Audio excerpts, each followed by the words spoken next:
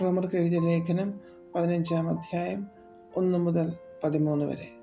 എന്നാൽ ശക്തരായ നാം അശക്തരുടെ ബലഹീനതകളെ ചുമക്കുകയും നമ്മിൽ തന്നെ പ്രസാദിക്കാതിരിക്കുകയും വേണം. നമ്മിൽ ഓരോരുത്തൻ കൂട്ടുകാരനെ നന്മയ്ക്കായിട്ട് ആത്മീയ വർധനയ്ക്ക് വേണ്ടി പ്രസാദിപ്പിക്കണം. നിന്നെ നിന്ദിക്കുന്നവരുടെ നിന്ന എൻ്റെ മേൽ വീണു എന്ന് എഴുതിയിരിക്കുന്നത് പോലെ ക്രിസ്തുവും തന്നിൽ തന്നെ പ്രസാദിച്ചില്ല.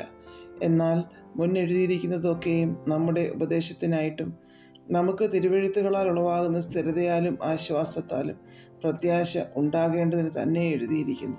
എന്നാൽ നിങ്ങൾ ഐക്യമത്യപ്പെട്ട് നമ്മുടെ കർത്താവായ യേശു ക്രിസ്തുവിൻ്റെ പിതാവായ ദൈവത്തെ ഏകമനസ്സോടെ ഒരു വായിനാൽ മഹത്വീകരിക്കേണ്ടതിന് സ്ഥിരതയും ആശ്വാസവും നൽകുന്ന ദൈവം നിങ്ങൾക്ക് ക്രിസ്തു യേശുവിന് അനുരൂപമായി തമ്മിൽ ഏകചിന്തയോടിരിപ്പാൻ കൃപ നൽകുമാറാകട്ടെ.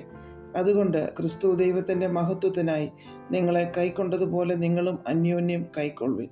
പിതാക്കന്മാർക്ക് ലഭിച്ച വാഗ്ദത്തങ്ങളെ ഉറപ്പിക്കേണ്ടതിന് ക്രിസ്തു ദൈവത്തിൻ്റെ സത്യനിമിത്തം പരിച്ഛേദനയ്ക്ക് ശുശ്രൂഷക്കാരനായി തീർന്നു എന്നും ജാതികൾ ദൈവത്തെ അവൻ്റെ കരുണനിമിത്തം മഹത്വീകരിക്കണം എന്നും ഞാൻ പറയുന്നു. അതുകൊണ്ട് ഞാൻ ജാതികളുടെ ഇടയിൽ നിന്നെ വാഴ്ത്തി നിന്റെ നാമത്തിന് സ്തുതി പാടും എന്ന് എഴുതിയിരിക്കുന്നുവല്ലോ.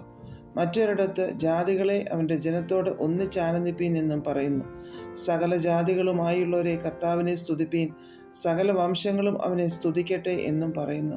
യിശായുടെ വേരും ജാതികളെ ഭരിപ്പാൻ എഴുന്നേൽക്കുന്നവനുമായവൻ ഉണ്ടാകും. അവനിൽ ജാതികൾ പ്രത്യാശ വയ്ക്കുമെന്ന് യെശയ്യാവ് പറയുന്നു. എന്നാൽ പ്രത്യാശ നൽകുന്ന ദൈവം പരിശുദ്ധാത്മാവിൻ്റെ ശക്തിയാൽ നിങ്ങൾ പ്രത്യാശയിൽ സമൃദ്ധിയുള്ളവരായി വിശ്വസിക്കുന്നതിലുള്ള സകല സന്തോഷവും സമാധാനവും കൊണ്ട് നിങ്ങളെ നിറയ്ക്കുമാറാകട്ടെ.